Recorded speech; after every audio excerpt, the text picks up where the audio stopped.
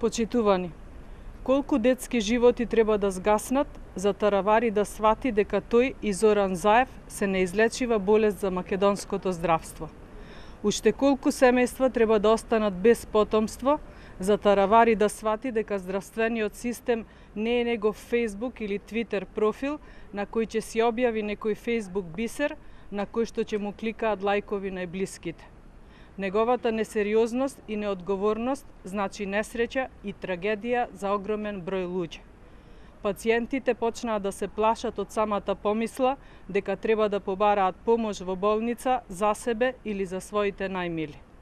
Уште колку комисии треба да формира Таравари за да не убедува дека немало лекарска грешка, наместо да има грам морал и да признае дека лично тој е најголемата грешка. Медиумите вчера известија дека уште едно бебенце починало. Објавија дека згаснал уште еден детски живот за кој што Министерството за здравство се обиде да премолчи и да го сокрие. Јавно прашуваме, дали има регистрирано случај во кој што бебенце починало при транспорт од Охрид до Скопје? Дали е точно дека после неуспешниот обид да биде реанимирано, бебенцето починало во Кичевската болница? Ова е најтрагичната недела во историјата на македонското здравство. 8 детски животи згасна поради неспособноста и хаосот кој го направија СДС и Таравари. Здравството е во хаос.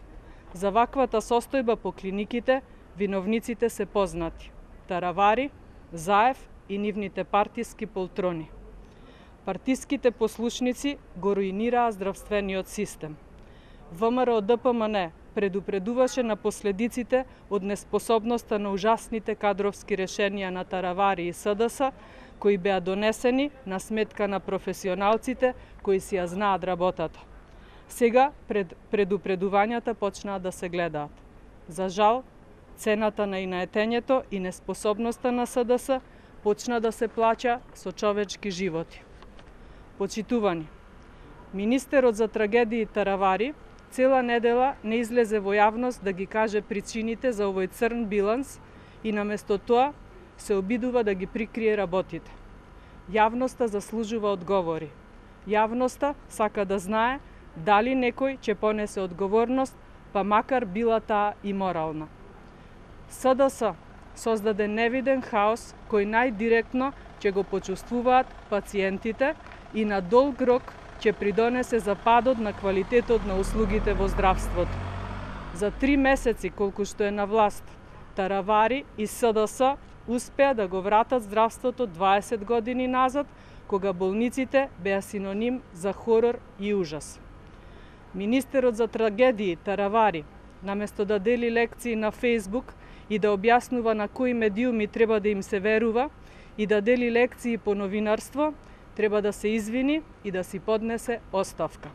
Одговорност за ваквите постапки мора да има и ќе има.